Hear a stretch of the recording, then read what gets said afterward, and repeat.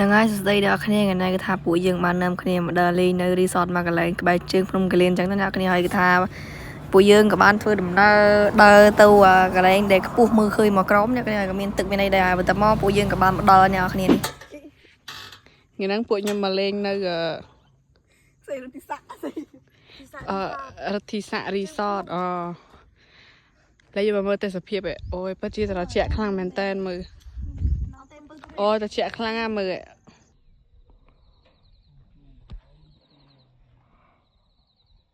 ហើយកន្លែងខ្ញុំមកដល់ថ្ងៃហ្នឹងគឺថានៅជើងភ្នំកលៀនយើងហ្នឹងឯងហើយខ្ញុំមកជាមួយនឹងពូម៉ាក់របស់ខ្ញុំណែអ្នកគ្នាថាយើងពេលយើងមានមិត្តពិតភ័ក្រនៅលើភ្នំអញ្ចឹងទៅពេលយើងចង់មកលេងនៅលើភ្នំក៏យើងមានមិត្តស្រាប់អញ្ចឹងទៅអ្នកគ្នាដល់ពេលយើងមកយើងគាត់តែប្រាប់ពួកគាត់ទៅពួកគាត់ក៏នៅមកអញ្ចឹងអ្នកគ្នាចង់និយាយថាពេលខ្លះក៏រៀងចំណេញដែរដែលពួកយើងមានមិត្តនៅលើអញ្ចឹងទៅស្រួលមួយយ៉ាងដែរអ្នកគ្នាគឺថាស្រួលអ្នកគ្នាពេលយើងមកអញ្ចឹងទៅគឺយើងគាត់តែប្រាប់គាត់អញ្ចឹងទៅគាត់ក៏នឹមដើរនឹមអីអញ្ចឹងទៅអ្នកគ្នាហើយនេះគឺពួកយើងបានធ្វើដំណើរត្រឡប់ទៅវិញហើយអ្នកគ្នាគឺថាការធ្វើដំណើរត្រឡប់ទៅវិញហ្នឹងគឺថាមានតែពួកខ្ញុំតែប៉ុណ្្នឹងឯងថាទៅលើពួកខ្ញុំក៏ចុះទៅវិញក៏ពួកខ្ញុំប៉ុណ្្នឹងមានបណ្ណាទៀតអ្នកគ្នាតែប្រហែលអ្នកម្នាក់ឯងហើយបន្ទាប់មកខ្ញុំក៏បានដើរមកកន្លែងដាក់ម៉ូតូដែលពួកយើងយកមកដាក់ដំបងហ្នឹងហើយបន្ទាប់មកពួកខ្ញុំក៏ចាប់ផ្ដើមរៀបចំវ៉ែវ៉ាន់ដាក់លើម៉ូតូវិញអញ្ចឹងទៅអ្នកគ្នាហើយបន្ទាប់មកពួកខ្ញុំក៏បានធ្វើដំណើរត្រឡប់មកកន្លែងត្រឡប់មកតែធ្វើដំណើរត្រឡប់ទៅកន្លែងញ៉ាំបុកល្ហុងអ្នកគ្នាថាយើងចេញពីកន្លែងហ្នឹងគឺយើងទៅញ៉ាំបុកល្ហុងអ្នកគ្នាហើយនិយាយពីទេសភាពពេលត្រឡប់ចេញទៅវិញអ្នកគ្នាអើយគេថាទេសភាពអែមខ្លាំងមែនតើអ្នកគ្នាមានដើមឈើតិចតិចជុំអើយនិយាយថាស្រួលចំម៉ែអើយវាតិចអ្នកគ្នាតែបាច់និយាយទេកាលពួកខ្ញុំទៅនឹងប្រហែលអង្សានេះក្តៅចង់អាយ៉ះក្បាលបើសិនអ្នកគ្នាមកគូតែមកពេលព្រឹកឬពេលល្ងាចតែពេលពួកដែលខ្ញុំមកហ្នឹងគឺថាម៉ោងប្រហែលម៉ោង2:10ថ្ងៃត្រង់ហ្នឹងម៉ោង10ពេលអ្នកគ្នានិយាយថាក្តៅចង់អាយ៉ះក្បាលអ្នកគ្នាអើយនេះមើលទៅនេះក្តៅមែនតែបើសិនយើងមករៀងព្រឹកឬមើលកន្លងងាយគឺថាតិចស្រួលខ្លាំងមែនតើអ្នកគ្នាហើយ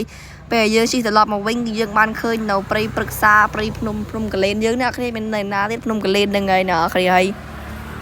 ហើយពេលដែលខ្ញុំជិះនឹងរៀងយូរដែរប្រហែលជា1គីឡូ2គីឡូពួកយើងក៏បានមកដល់ទូបុកល្ហុងអញ្ចឹងទៅហើយយើងក៏បានញ៉ាំបុកល្ហុងជាមួយគ្នាអញ្ចឹងទៅអ្នកគ្នាសាតែយើងមកជុំគ្នាយើងត្រូវញ៉ាំជុំគ្នាអញ្ចឹងហើយអ្នកគ្នាហើយលុយក៏យើងចេញស្មើគ្នាដែរអ្នកគ្នាហ្នឹងហើយនេះគឺជាបុកល្ហុងរបស់យើងចំនួន2ចានអ្នកគ្នាគ្មានសល់ស្បែកតកាហើយពេលហ្នឹងគឺថាមេឃភ្លៀងទៀតចេញទៅណាមិនទាន់រួចទេអ្នកគ្នាហើយបន្ទាប់ពីមេឃភ្លៀងរអស់ហើយពួកខ្ញុំមិនមែនភ្លៀងរអស់ហើយភ្លៀងជិះម៉ូតូមកទៀតអ្នកគ្នាតែរៀងគ្រឿនណាពេលជិះមកតាមផ្លូវមិនបាច់និយាយទេអ្នកគ្នាថាភ្លៀងចុះបាត់ទំនប់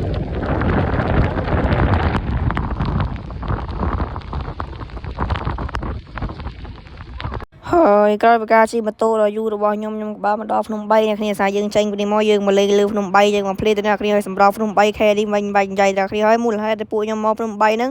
គឺថាអត់ដឹងទៅដើរលេងនៅតាណាទៀតអ្នកគ្នាសារតែមានតែភ្នំ3ហ្នឹងហើយដែលមានទេសភាពស្រស់ស្អាតទាំងទៅនេះហើយខ្ញុំមកជាមួយនឹង6អ្នកគ្នាខ្ញុំនឹងថ្ងៃអ្នកគ្នា3ម៉ូតូ6អ្នកជិះម្នាក់2ម៉ូតូម្នាក់2ម៉ូតូ